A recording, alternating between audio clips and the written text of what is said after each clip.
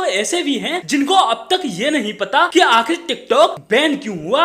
ओह, मुझे तो पता ही नहीं, मुझे सच में नहीं पता। मैंने एक फोटो देखा था जिसमें लिखा था कि टिकटॉक बंद हो रहा है। एक तरफ वो लोग हैं जो टिकटॉक बैन होने के बाद जश्न मना रहे हैं और एक तरफ वो लोग जो टिकटॉक बैन होने पर अफसोस जता रहे हैं और मोदी जी और देश के बारे में उल्टा सीधा बोल रहे हैं। आपने टिकटॉक बंद करवा के बहुत बड़ी गलती की। छी Modi ji, shame on you.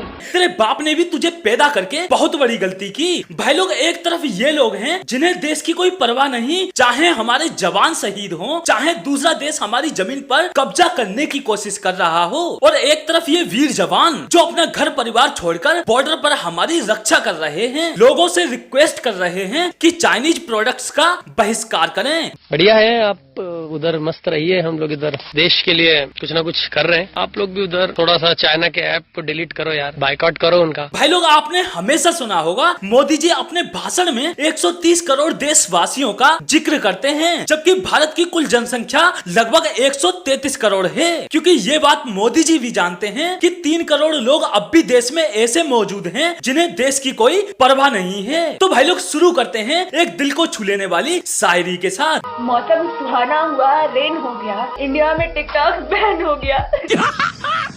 मस्त जोक मारा रे, ये हंस रहे हलकट हंस। भाई लोग, टिकटॉक बैन क्या हुआ? टिकटॉकियों की आंखों में जैसे बाढ़ सी आ गई हो, आंखों से बहता पानी रुकने का नाम ही नहीं ले रहा। भाई ये वो लोग हैं जो टिकटॉक बैन होने पर तो आंसू बहा सकते हैं, लेकिन हमारे सैनिकों के शहीद होने पर इनके मुंह से एक शब्द नहीं निकलता। शब्द तो दूर, इन झोपड़ी वालों को तो ये तक नहीं पता होगा कि आखिर देश में चल क्या रहा है, क्योंकि ये तो इस देश के हैं ही नहीं। इनकी तो अलग ही दुनिया है, और वो दुनिया है टिकटॉक की, जहाँ हर कोई चूतिया से चूतिया यूजर स्टार बना बैठा है, जहाँ फेमस होने के लिए टैलेंट की नहीं चुतियापे की जरूरत पड़ती थी। जो जितना चुतियापा फैलाता था वो उतना बड़ा स्टार कहलाता था। इन टिकटॉकियों ने तो देश की हालत चौपट कर दी है। मोदी जी, आपने हमसे हमारी जिंदगी मांग ली होती, हम खुशी खुशी दे देते। आपने तो हमसे हमारा गुरूर ही छीन लिया। गुरूर तो बहन रावण का ना रहा, फिर तू किस खेत की मूली है?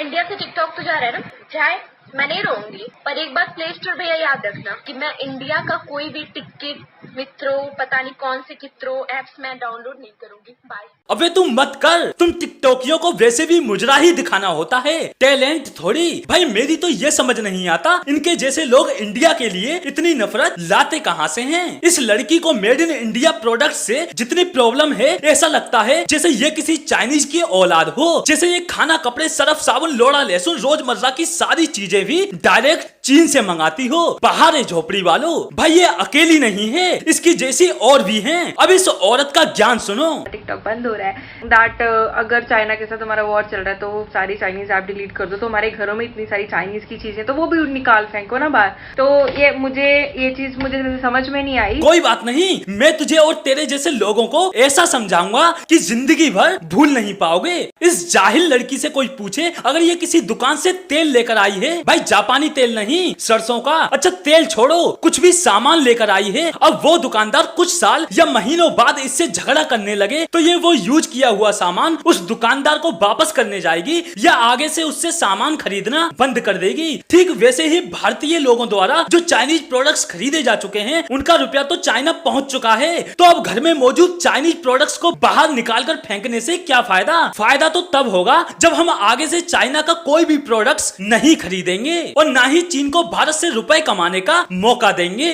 अभी मैं ये हैरान हूँ कि लोग है जो मैसेजेस कर रहे हैं टिकटॉक बंद हो रहा है, कैसे हो टिकटॉकर्स, तो व्हाट इज दिस?